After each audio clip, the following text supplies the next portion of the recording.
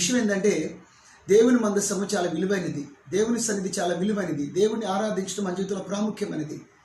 కానీ ఇశ్రాయేలీయులు ఆ విషయాన్ని మర్చిపోవడం జరిగింది. ప్రభునందు ప్రియమైన దేవుని బిడ్డలారా, నీ జీవితంలో దేనికి ప్రాధాన్యత ఇవ్వాలో దానికి నువ్వు ప్రాధాన్యత ఇవ్వాలి.